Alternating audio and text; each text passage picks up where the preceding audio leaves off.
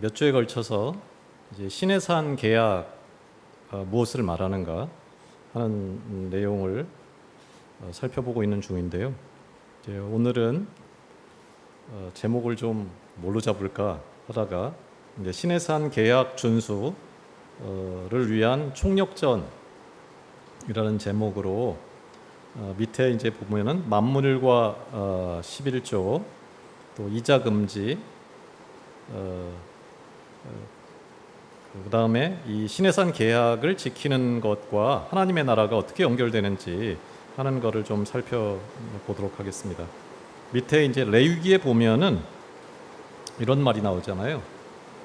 나는 너희 하나님이 되려고 또는 가나안 땅을 너희에게 주려고 애굽 땅에서 너희를 인도하여낸 너희 하나님 여호와니라. 뭐 또는 이런 구절을 정말 생소하지요. 성경에 이런 식으로 설명하고 있다는 게. 그런데 이제 그 하나님이 누구냐면은 나는 너희 하나님이 되려고 또는 가나안 땅을 너희에게 주려고 애굽 땅에서 그러니까 노예에서 자유인으로 너희를 인도하여낸 너희 하나님 여호와다. 이렇게 설명을 하고 있는데 오늘은 이 너희 하나님이 되려고 이 말이 무슨 말인가? 또 가나안 땅을 너희에게 주려고 왜 이거를 자꾸 주려고 하시는가 하는 거를 조금 귀담아 들어보려고 합니다. 계속 살펴보고 있는 내용인데 하나님이 세상을 구원하시기 위한 만년대기의 5가지 단계를 이제 살펴보고 그 중에 이제 우리가 계속 보고 있는 게 3번째, 4번째 단계를 지나가고 있습니다. 하나님께서 계약을 맺어서 그 하나님 나라의 모형을 만들고 그 나라를 세상에 보여주어서 사람들로 하여금 구원에 이르게 하려고 하신다 하는데 그 계약의 내용에 대한 부분들을 계속 살펴보고 있는 중입니다.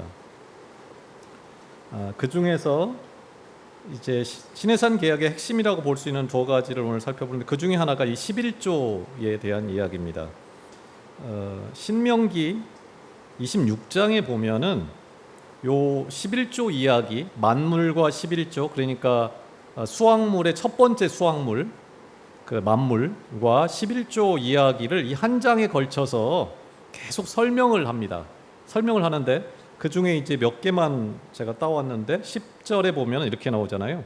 여호와여 이제 내가 이제 그 수확물을 가지고 하나님 앞에 나오는 거예요.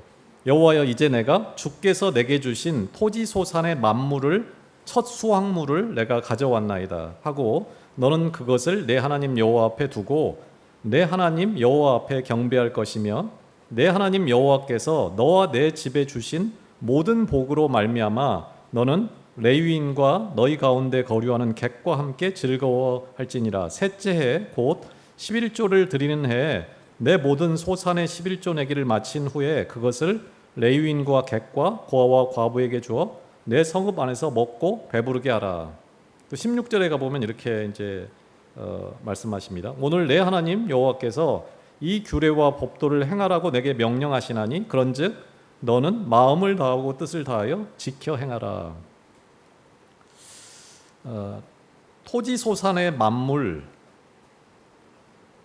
누가 주셨다 하냐면 주께서 내게 주셨다.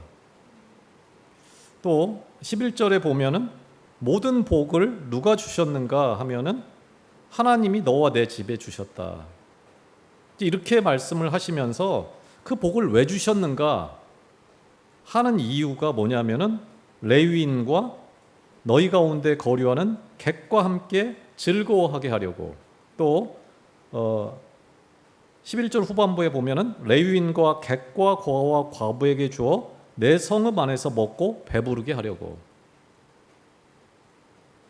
잘 먹고 잘 살게 하려고 복을 주셨다. 이렇게 설명이 전혀 안 되고 너한테 준 이유가 객과 함께 즐거워하게 하려고 함께 먹고 배부르게 하려고 너에게 복을 주셨다. 그리고 16절에 가면 너는 이걸 명령으로 주셨는데 이걸 지키라고 너는 마음을 다하고 뜻을 다하여 지켜 행하라. 우리가 보통 마음을 다하고 뜻을 다하여 내 하나님 여호와를 사랑하라. 이런 말들을 많이 하잖아요. 그런데 그 말이 무슨 말인가? 하나님을 사랑한다. 네 마음을 다한다는 게 뭐를 하라는 말인가? 그게 진심을 다해서 뭘 하라는 말인가? 그게 아니고 11조를 하라는 말이에요. 네 만물을 가져오라는 거예요. 그게 네 뜻을 다하여 지켜 행할 일이라는 거예요. 엄청나게 거창하고 뭐 대단한 게 아니고,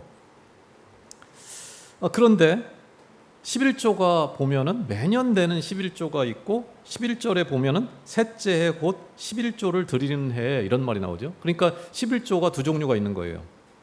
하나는 매년 내는 11조가 있고 3년에 한 번씩 내는 11조가 또 있는 거예요. 그리고 만물이라는 게 있습니다. 첫 수확물인데 이거는 얼마를 내라는 말이 없어요. 그렇죠. 만물 가져오는 거예요. 수확을 해가지고 첫 수확물. 그런데 첫 수확물 이러니까 좀 애매한데 다른 말로 해보면은 네가 거둔 수확물 중에 제일 좋은 것 이런 말입니다. 처음 나온 가장 좋은 수확물, 그거를 제한 없이 가져와라. 한계가 없다는 말이에요. 흉년이 들었다 그럼 조금 가져올 수도 있고, 풍년이 들었다 그러면은 11조보다 더 많이 가져올 수도 있는 거예요. 제한이 없는 거예요. 그거에 마음을 다해라. 네 뜻을 다해라. 그거를 통해서 레위인과 객과 고아와 과부를 배부르게 해라. 그들로 즐겁게 살게 해라. 하는 거예요. 그러면서 이 레위인과 객과 고아와 과부가 누구냐 이거를 설명하는데 그게 하나님의 식객입니다. 하나님 앞에 가져온다. 하나님 앞에 누가 그거를 먹어요? 그 먹을 사람이 누군가? 그 하나님의 집에 거하는 식객. 그들을 즐겁고 배부르게 하기 위해서 이걸 가져와라. 그게 1순위다. 네 마음을 다해야 될 일이다 하는 겁니다. 광야의 만나 이야기를 너무나 잘 아시죠? 만나는 그날 하루 먹을 거를 더 거두면 어떻게 됐죠? 썩어버립니다. 그 부와 양식이 편중되는 것을 막고 모두가 그것을 넉넉히 배불리 먹을 수 있게 평등하게 그것을 누릴 수 있게 하라는 메시지입니다. 이 광야의 만나라는 게. 그리고 그 광야의 만나를 지성소에 관직하지요. 지성소에 이 법궤가 있는데 법궤 3가지가 들어갑니다. 그 중에 하나가 말씀, 십계명 돌판이 들어가지요. 두 번째가 돌 항아리 속에 그 만나를 집어넣어라 이럽니다. 만나가 거기 들어가요. 세 번째는 아론의 쌍난 지팡이. 이 3가지가 지성소에 들어있는 물건이에요. 이거는 무슨 일이 있어도 꼭 지켜져야 되고 간직해야 되고 기억되어야 할 거라는 거예요.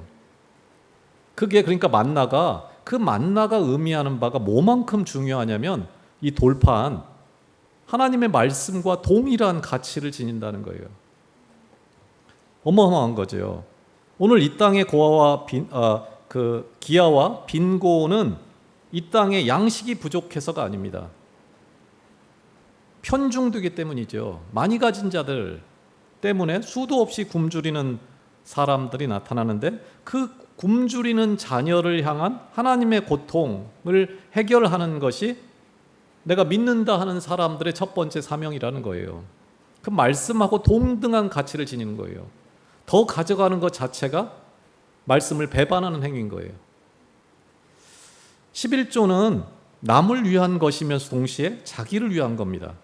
그 11조를 통해서 지난 시간에 살펴봤던 대로 교육, 3500년 전에 지상 최고의 교육 시스템을 구축할 수 있었죠. 그 교육비 그리고 보험료입니다. 언제까지 나는 배부르게 살 수 있다. 누가 그렇게 장담할 수 있나요? 재난을 당했을 때를 대비한 가장 좋은 하나님의 사회적 안전망 역할, 그 보험 역할을 하는 게 이 11조와 만물입니다. 그런 의미에서 이것은 자기 자신을 위한 것이다 하는 것을 기억하고 지킬 필요가 있다 하는 거를 이 시내산 계약에서는 강력히 이제 촉구합니다. 이 내용과 관련해서 앞서 말씀에서 그거를 왜 줬는가 하는 얘기가 계속 나왔었죠. 그것은 나한테 주어진 어떤 각 개인에게 주어진 재능, 지위, 물질은 세속적인 축복이 아닌 사명으로 주어졌다. 그냥 준 게 아니고 뒤에 이유가 나와 있었잖아요. 그러니까 이 축복은 나를 위해서 주어진 개념이 아니고 이걸 가지고 너 잘 먹고 잘 살아 이렇게 말한 적이 없잖아요. 남을 위한, 너를 위한 사명으로서의 개념, 너를 위한 개념으로 이게 주어졌다, 사명으로 주어졌다 이런 말입니다. 그래서 교회의 가장 큰 죄악이 뭐냐면, 이 교회 공동체의 가장 큰 죄악은 뭐냐면은 하나님의 이 사명의 종교를 악마의 기복 종교로 변질시키는 행위들이 가장 큰 죄악이라는 거예요. 그 거룩한 하나님의 말씀을 전하는 설교, 이 설교가 세속적인 축복이나 빌어주는 그 주문으로 전락된다면은 그것은 심판을 피할 수 없는 가장 큰 죄라는 거예요. 그러니까 설교가, 이제 제가 그런 말씀을 계속 반복해서 드리고 있지요. 가장 더러운 것과 가장 거룩한 게 모양이 똑같이 돼 있다. 그 설교라는 게 가장 큰 죄악이 될 수가 있는 거예요. 축복이나 빌어주는, 그게 축복이 아니고 사명으로 주어졌다는 메시지가 되지 않으면은 그게 가장 더러운 것이 될 수 있다는 거예요. 그 죄 심판을 피할 수 없게 된다. 하나님은 사람을 통해 일하시고 사람을 찾고 계시는데, 그 찾는 이유 중에 가장 큰 것 중에 하나가 뭐냐면 이 땅의 현실의 불행과 굶주림을 해결하기 위해서, 그걸 해결할 사람을 찾는다. 굉장히 현실적이라는 거예요. 이제 두 번째 시내산 계약과 관련해서 이야기되고 있는 것 중에 하나가 레위기 25장에 나옵니다. 35절부터 보면은 내 동족이 비난하게 되어 빈손으로 내 곁에 있거든 너는 그를 도와 객이나 우고하는 자처럼 너와 함께 생활하게 하되 너는 그에게 이식을 취하지 말고, 이자를 받지 말라는 말이에요.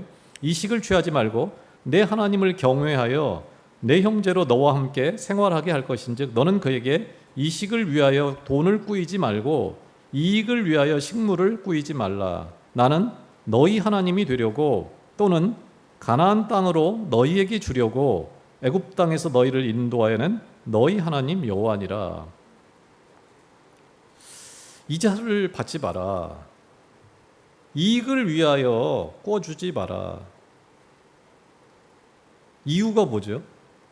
나는 너희 하나님이 되려고, 또는 가나안 땅을 너에게 주려고 애굽 땅에서 너희를 인도하여낸 너희 하나님 여호와니라.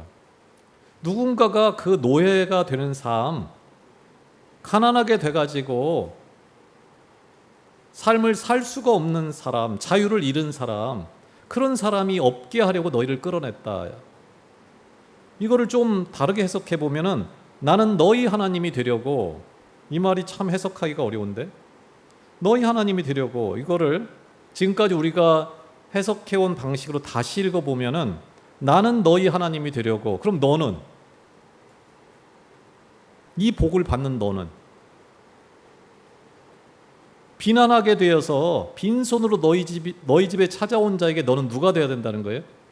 네가 하나님이 되어야 된다는 말이에요. 네가 그를 인도하여 내야 되는 사람이라는 거예요. 네가 인도하고 자유를 줘야 될 그 사람에게 이자를 받는다? 이게 말이 안 되는 소리다. 축복과 사명을 착각하면은 이런 일이 벌어진다. 이걸 축복이라고 안다는 거예요. 이거를 좀 한번 다시 살펴보면은 왜 이렇게 하는가 하면은 가난한 동족에게 이거를 막는 이유는 가정의 붕괴를 막기 위함이다라는 겁니다. 고대에 흉년이 한번 들었다. 그러면은 곡식을 꿔올 수밖에 없죠.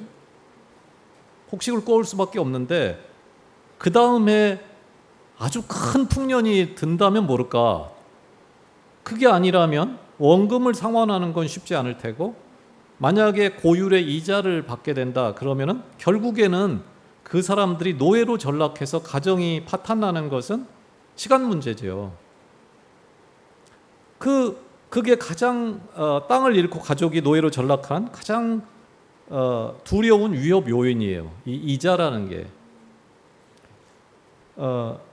그래서 이런 어떤 위기, 누구라도 처할 수 있는 그런 위기를 당면한 약자를 도와서 자립할 수 있게 하는 것, 그게 하나님을 경유한다는 거예요. 그게 거룩한 삶이라는 거예요. 그런 걸 거룩하다고 하는 거예요. 그러니까 다시 말하면은 거룩이 뭐냐면 하비루의 가정을 지켜주는 게 거룩입니다. 뭐 아주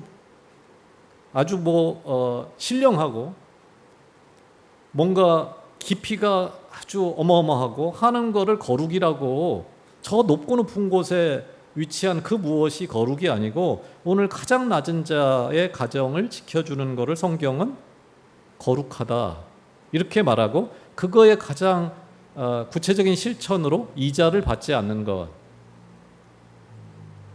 것을 성경은 이제 말하고 있다. 그게 시내산 개혁의 핵심적인 내용이다 하는 겁니다.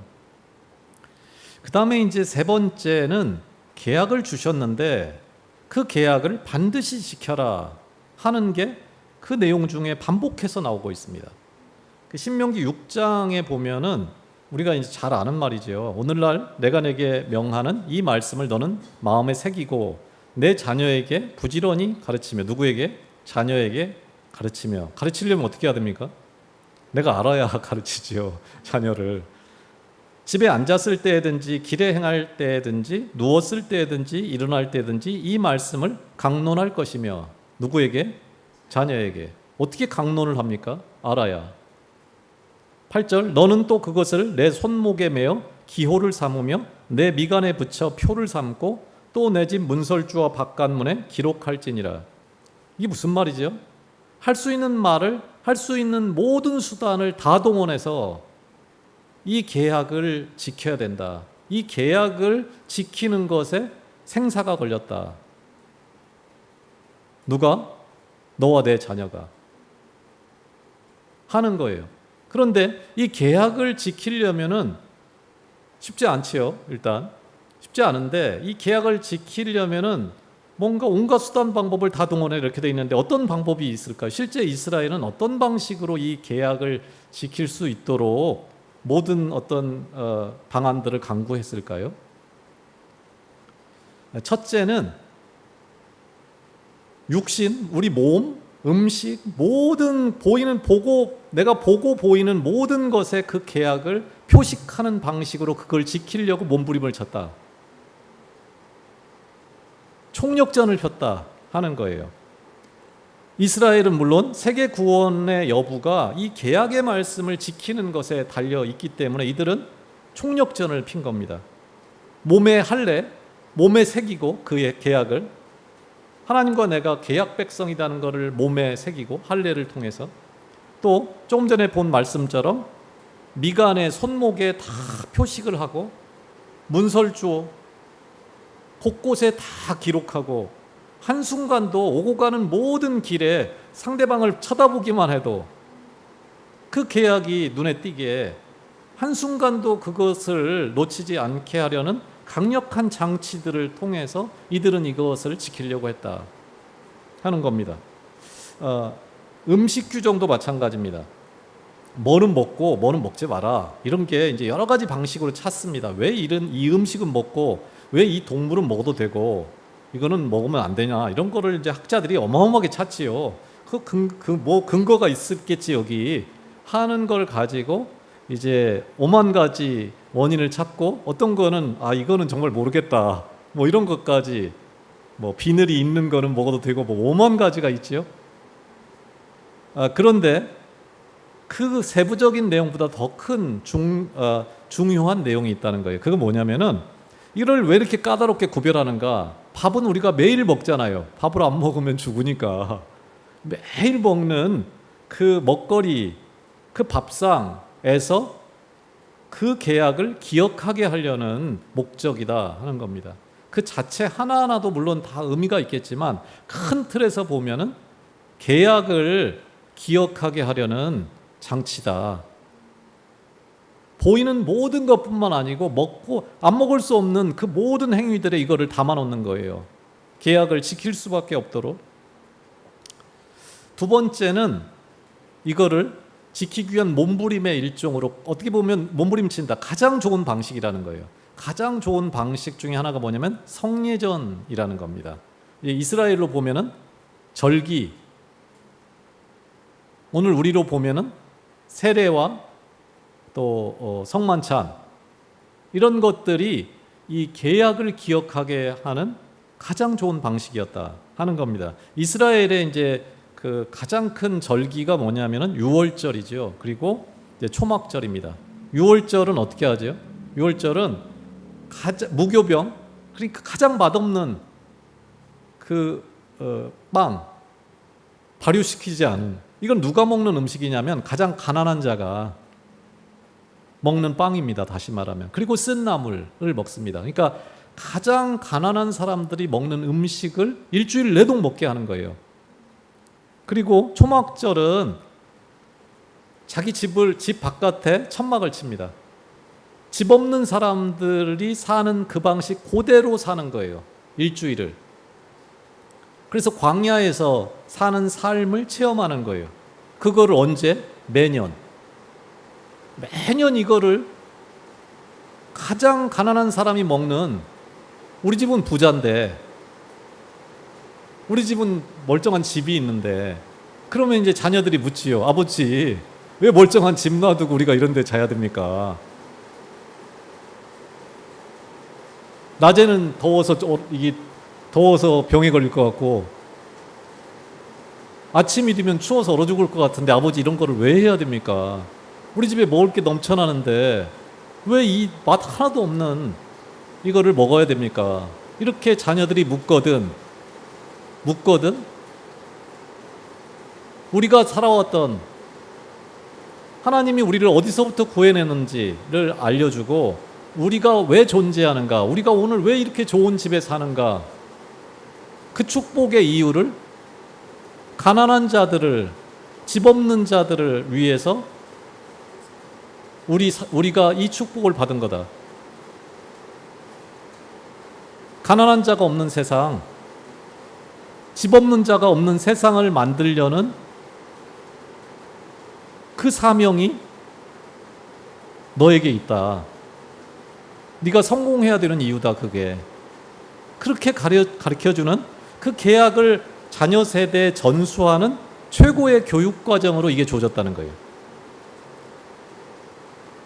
이런 명절이 있냐는 거예요. 전 세계 어느 나라에 명절이 되면은 제일 좋은 옷을 입고 제일 좋은 거를 먹지, 제일 맛없는 걸 먹고, 그리고 이 6월절 끝날에 잔치를 베풉니다. 일주일 동안 그걸 먹고 가장 맛있는 음식을 차려요. 그리고 그거를 누구에게 주냐면 가장 가난한 자에게 나눠줍니다. 이게 이들이 하나님의 그 계약의 의미를 되새기게 하는 최고의 교육 과정으로 매년 지키는 절기입니다. 절기의 내용입니다. 가장 열악한 그 하비류의 삶을 일주일간 경험하게 하는 거예요.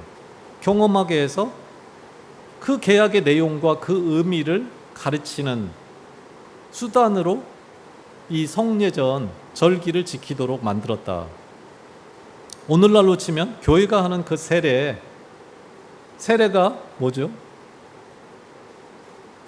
나는 죽는다.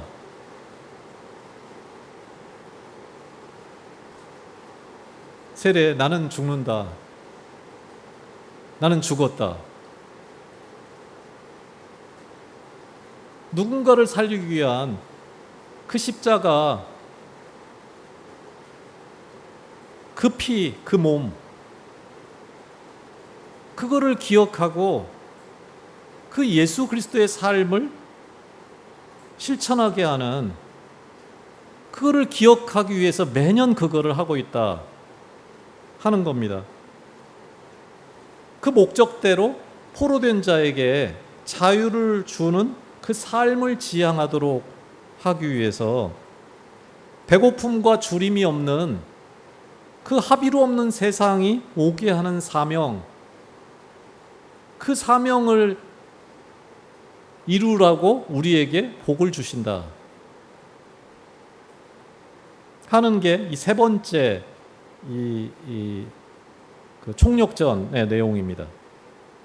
네 번째는 시내산 계약은 끊임없이 계약을 지켜야 산다. 예언자들은 끊임없이 말하지요. 계약으로 돌아가라. 계약으로 돌아가라. 왜? 인간은 하나님과의 그 관계 안에서만 살 수 있음을 말해주고 있기 때문입니다. 아담에게 에덴 동산의 선악과가 생명줄이었듯이 이 시내산 계약은 이스라엘이 살기 위해서 반드시 지켜야 될 선악과를 의미합니다. 말씀이 곧 선악과, 물고기가 물에서 살듯이 인간은 이 말씀 안에서만, 하나님과의 관계 안에서만 참 의미, 그 삶의 이유, 그거를 가질 수 있다. 그런 의미에서 이 성경 말씀은 계약의 말씀입니다. 신약, 구약 다 계약의 말씀이죠. 계약의 말씀이고, 설교는 그 계약을 선포하는 것입니다. 그 의미를 끊임없이 되새기게 하는 것입니다. 따라서 설교는 오늘의 선악과를 선포하는 겁니다. 그런 의미에서 설교는 인간의 말이면서 동시에 하나님의 말씀입니다. 이게 참 어려운 말이죠. 아마 이제 성도님들도 다 전화하고 사람들을 만나다 보면 이런 얘기를 많이 들을 것 같습니다. 하나님이 내게 말씀하시면 내가 이렇게 뭐 해볼 텐데.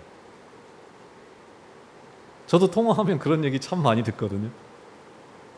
하나님이 말씀하시면 한번 해보겠는데. 근데 이 얘기가 언제 나옵니까? 통화할 때. 사람이 사람을 통해서 뭔가 전할 때 그 사람을 통해서 하나님이 말씀하고 있다는 생각은 꿈에도 안 합니다. 지금 그 소리가 들려지고 있는데도 뭐를 기다리냐면은 하나님의 음성을 기다립니다. 사람을 통해서 일한다, 그거에 대한 이해가 없는 거예요. 말씀도 똑같아요. 하나님의 말씀이 사람을 통해서 전달된다.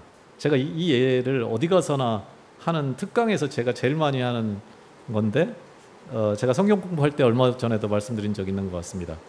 하나님이 잠자는 어린 사무엘을 찾아오잖아요. 그래가지고 사무엘아 사무엘아 이렇게 부릅니다. 그러니까 사무엘이 어떻게 합니까? 자다가 밤중에 엘리를 찾아갑니다. 부르셨습니까? 안 불렀다 가서 자라. 그러니까 조금 있다가 하나님이 다시 부르지요. 사무엘아 사무엘아. 그러니까 이제 사무엘이 어떻게 합니까? 다시 엘리한테 가지요. 부르셨습니까? 안 불렀다.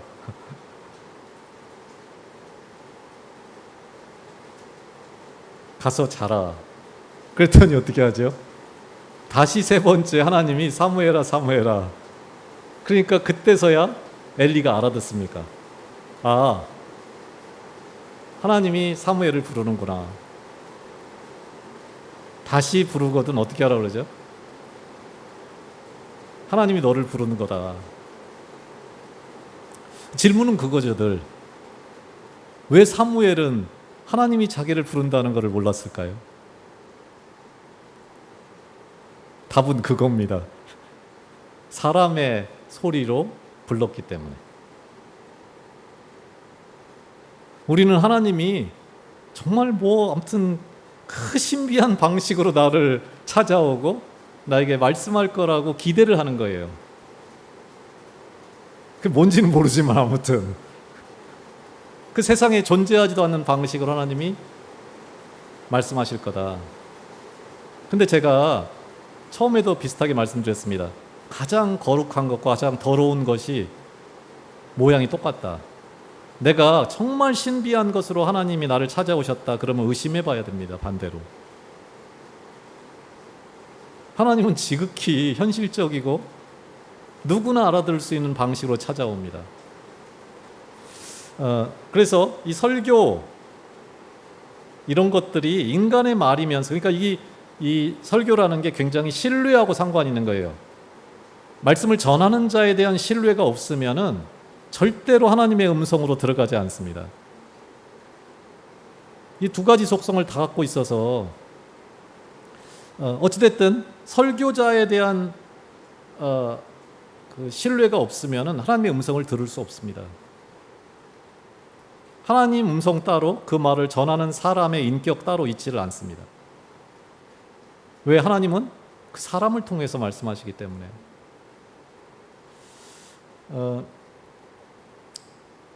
계약의 정신을 지켜라. 이게 시내산 율법에서 계속 강조되고 있는 바예요. 계약의 형식, 제물 드렸어. 나 성경 공부했어. 나 11조 드렸어. 나 절기 다 지켰어. 그게 아니고, 그 형식이 아니고 계약의 정신을 실천해야 된다. 이걸 재해석이라고 합니다.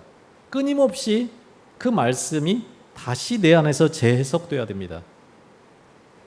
그 율법, 명절을 지키는 외형적인 그런 그 형식을 준수하는 것보다 약자를 배려하라는 계약의 참된 정신을 실천해라. 이게 끊임없이 시내산 계약이 말하는 바입니다. 명절에 소외된 이웃을 초청해 나누는 게 진정한 제사다. 스스로 살 능력이 없는 자를 섬기는 게 곧 하나님을 섬기는 거다.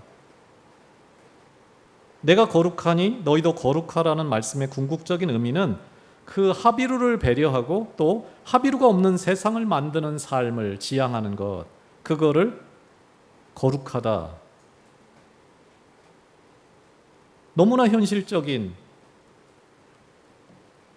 이야기를 이 시내산 계약은 말하고 있다 하는 겁니다. 이거를 준비하고 이제 김 목사랑 같이 이렇게 차를 타고 올라오다가 이걸 찬양이라고 해야 됩니까? 이 노래 이야기를 하길래 오늘 내가 전하려고 하고 또 내가 이 본문을 준비하면서 계속 물었던 질문하고 얘가 너무나 비슷하다 그런 생각이 들어서 이 조동화라는 2010년대에 쓴, 그러니까 한 10여 년 전에 아주 가장 많이 그 사람들이 찾았던 시 중에 하나인 모양이에요. 나 하나 꽃 피어라는 제목인데 오늘 이 말씀을 나누면서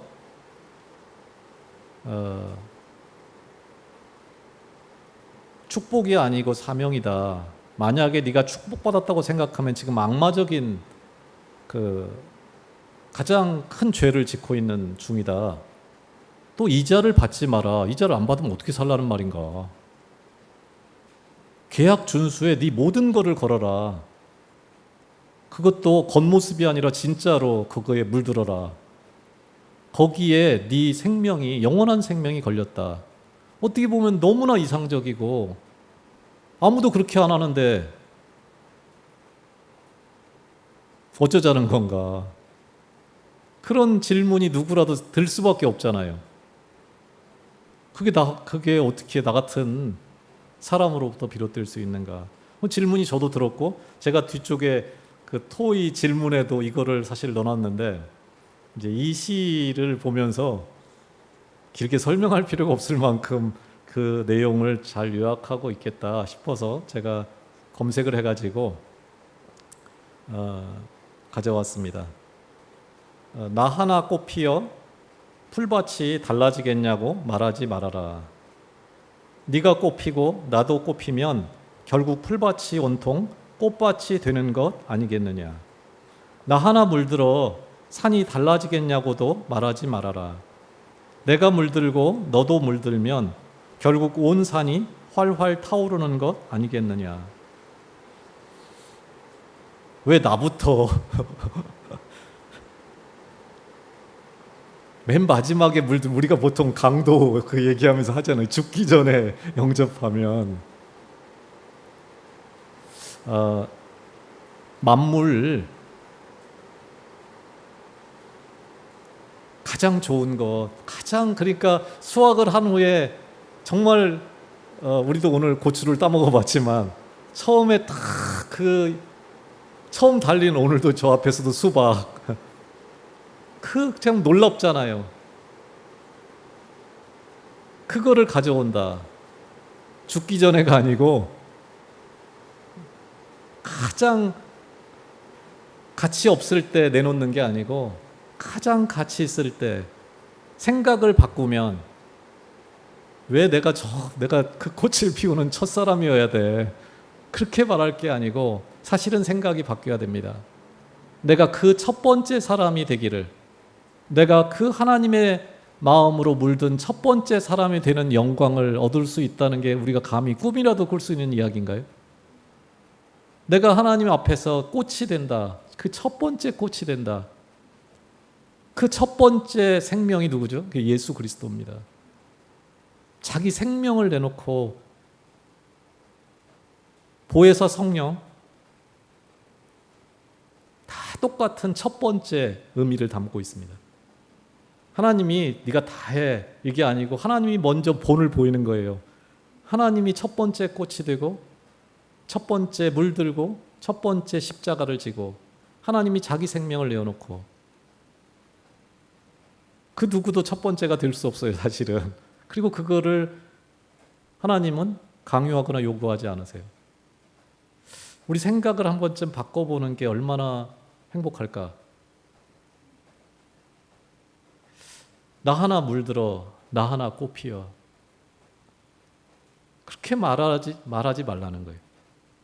누구에게? 자기 자신에게. 자기 자신에게 그렇게 말하지 말아라. 하나님은 그렇게 늘 말씀하시는 것 같아요. 네가 첫 번째 꽃이었으면 좋겠다. 네가 그 첫 번째 물든 사람이었으면 너무 좋겠다. 토론 및 적용 질문입니다. 조금 전체적으로 좀 어려운, 어떻게 보면은 어려운 요구들을 이 신해산 계약이 담고 있습니다. 극심한 경제적 양극화, 또 개인의 축복을 구하는 그 기복 신앙이 팽배한 현대 사회 또 교회에서 어떻게 내게 주어진 그 모든 것들이 나를 위한 축복이 아니라 타인을 위한 사명, 너를 위한 것으로 주어졌다는 것으로 내 생각을 바꿀 수 있을까요? 두 번째는 이스라엘이 지금도 하고 있는 것 같은 그런 절기, 그 모든 것을 총동원해서 이 계약을 기억하게 하려는 그 몸으로 그것을 체득하게 하려고 할 수 있는 그런 좋은 방법, 그 교육적 방법이 없을까요? 세 번째는 이건 제가 너무 많이 질문하고 늘 하는 얘기인데 좀 전에 시하고도 연관이 된 것 같은데 그게 어떻게 가능해? 얘기가 나오면 내 안에서부터 제일 먼저 떠오르는 생각이잖아요. 그게 어떻게 가능해? 내가 할 수 있는 게 없어. 이런 것과 불가능한 거는 알지요. 그걸 모르는 바보가 어디 있어요. 그 불가능한 것은 알지만 어떻게 하면은 그런 하나님의 나라, 그 합의루가 없는 세상이 오게 할 수 있을까? 그렇게 하기 위해서, 그 세상이 오게 하기 위해서 내가 할 수 있는 그런 게 없을까? 나도 좀 전에 그 꽃으로 보자면 나도 그 꽃 중에 하나가 될 수는 없을까? 이 두 생각의 차이는 뭘까요? 우리가 늘 하나님의 자녀다, 나는 하나님의 상속자다, 나는 하나님의 유업을 이을 자다, 이렇게 말을 하는데 이 둘 중에 하나님의 유업을 이을 자는 어떤 생각을 하는 사람일까요?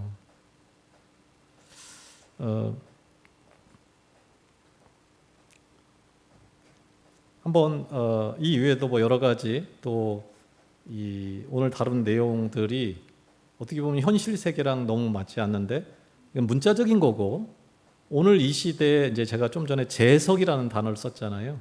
오늘 이 시대에 이자를 받지 말라는 것은 구체적으로 어떻게 하는 것과 연결이 되는 것일 수 있을까 하는 것들, 이렇게 이제 하다 보면 질문이 좀 많이 있을 수 있을 것 같은데, 이런 내용 가지고 차 한잔 하면서 함께 나눌 수 있으면 좋겠습니다. 기도하고 주기도문으로 마치도록 하겠습니다.